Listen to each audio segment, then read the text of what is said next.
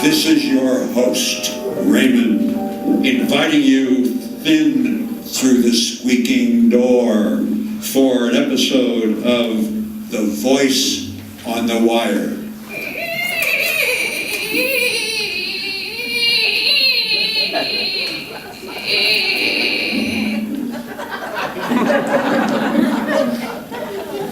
Geraldine Reeves, widow of the composer David Reeves, lives alone in a house on an island.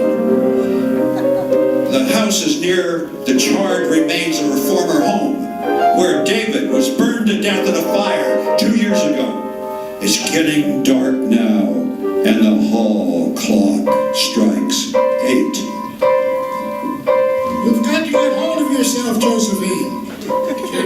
I can't help it, Doctor. It starts every night at this time. David's music being played on a piano. But the only other house in the island is empty. And the dog, it howls all night. But there isn't any other dog here. We did have one, but it died in the fire. Oh, there it goes again. Ring-a-ling-a-ling! Ring-a-ling-a-ling! Hello? Geraldine Reeves? Yes, who is this? Listen! You have 4 hours to live, Mrs. Reeves. 4 hours to live. Ha, ha, ha, ha! Oh, what did you say? Oh, hello! What's the matter, Geraldine? David's piano music being played over the phone.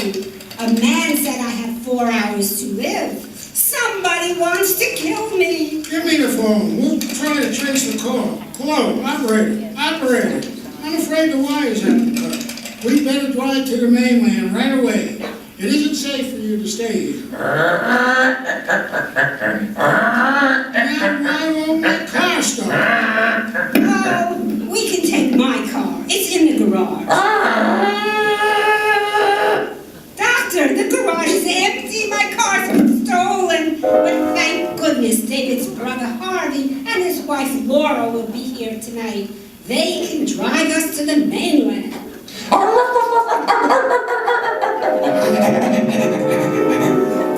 Hello, Jerry. What's the matter?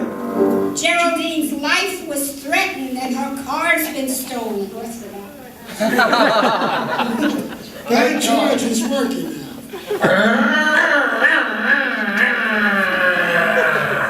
Say, what is this, Jerry? Have you and the doctor been drinking? Of course not, Harvey. And would you believe it? The telephone wires have been cut.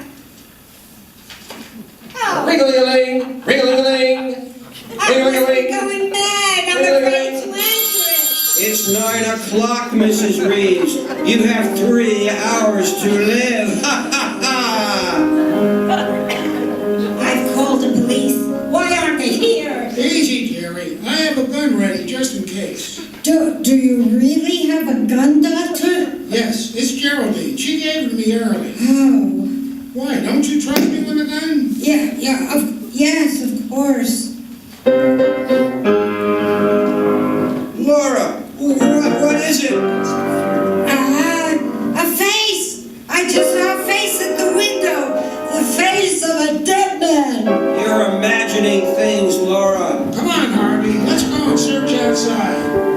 Jerry, I'm afraid. I don't trust Dr. Priestley. I think the doctor is a murderer. But Laura, why do you think that? When you were accused of starting the fire that killed David, Dr. Priestley testified against you.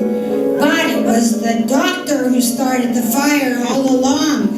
He wanted David out of the way so he could marry you and get David's money. No, what are you saying? The doctor swore he wasn't on the island the night of the fire, but I can prove that he was. You see this cigarette case? How it's charred and melted on the side where the initials were?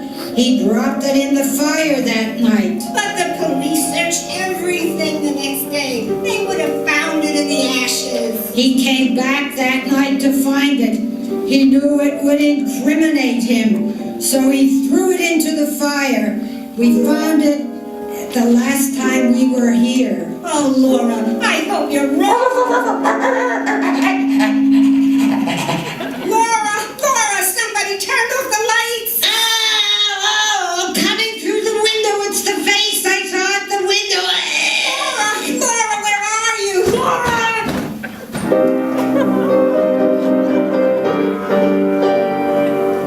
Harvey, whoever came through that door intended to kill me, not Laura. Jerry, please. How is Laura, Doctor? I'm afraid she's dead, Harvey. Oh, Laura, darling. Don't touch the body, Harvey. Chrissy, you have some explaining to do when the police arrive. I'll tell them how you ran away from the outside just before the lights went out and how you were back here again in this room when the lights came back on. Doctor, where's the cigarette case that Laura was holding? The one that was charred in the fire. I don't know what you're talking about.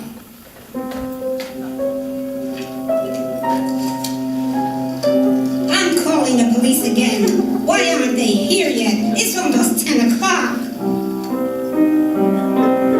Oh, no, please, no. It's David's music again. Mrs. Reeves, did you really think this was the police department? It's 10 o'clock. You have 2 more hours to live. Ha, ha, ha. Someone really is trying to kill Geraldine. Only Laura was killed instead. I'm going outside to look for that barking door. You should both stay in the house. Wait for me in the kitchen. Door opens and closes.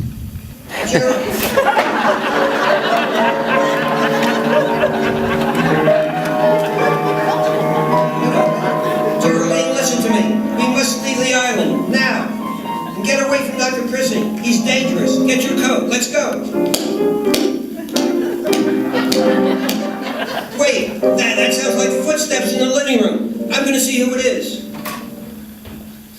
There doesn't seem to be. Why, Dr. Prissy, I thought you were outside. I was, but I saw someone in here, so I came back only to find your wife's body has gone. What? Laura's body gone? Well, the body's not where it was. But Prissy, you were alone in here. So were you after I left, wasn't he, Geraldine? Well, yes, I suppose he was. That is, oh, I don't know Good grief, look! There's a fire in the grounds of the old house. Prissy, you started that fire to burn Laura's body to cover up your crime. Jerry, I'm going to put it out. I'm going to lose my mind if someone doesn't stop these awful things from happening. Geraldine, I'm the best friend you have right now. But we've got to get away from Harvey. Can't you see? He meant to kill you when the lights went out. But he got confused in the dark and strangled Laura instead. I won't believe that. You're lying. It's the truth. Here, take your gun back if it makes you feel better. Only we must get away from Harvey while we can. Very well, give me the gun. But if you make one false move, I'll kill you in cold blood. Walk to the empty house. We'll hide there. I think we're being followed. Look behind us, Doctor. There's a man with a dog. It's just like the dog you own, the one that died in the fire. Hurry, Geraldine, hurry. The man, he looks like David. Run. Good, we've lost them, and we've reached the house. We'll break in. Come on.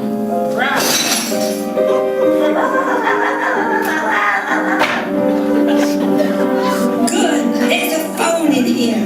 Let's hope it's working. Hello, operator? It's 11 o'clock, Mrs. Reeves. You have 1 more hour to live. I can't stand this anymore. Dr. Priestley, what are you doing? Playing the piano. I hoped it might relax you. But that melody. Oh, you're the one I hear at night playing David's music. Yes, I rented this house because I wanted to protect you from David and the dog. Well, stop it. Stop playing that piece. Stop it. David has come back to life, Geraldine. What do you mean? David's dead. The dog's outside the door, and David too. No. David! David! Yes, Yes, Geraldine, I've come back. You killed me, didn't you, darling? You started that fire because you wanted my money. No, stop. Stay where you are. I'll shoot. Bang! Bang! Your bullets can't harm me. Nothing you do can harm me now because I'm dead. Oh, David, I was so sorry as soon as I started that fire, but it was too late to put it out. I'm sorry. Please forgive me. Will you confess everything to the police? Yes, David, yes, I will. Just leave me alone. It was my cigarette case Laura found. I threw it into the lake after I took it out of the fire. Well, I guess that's all we need, Harvey. A full confession with 2 witnesses. You're Harvey? Yes, Geraldine, I do look like David in the dim light. And the dog Laura has outside is just like the one you own. Laura? Is Laura alive? Oh, very much so, Geraldine. Yes, Geraldine, and it was Dr. Prissing who put the blank cartridges in your gun. Then you were all in this together. You forced me to this confession out of me. And now the police are here to arrest you.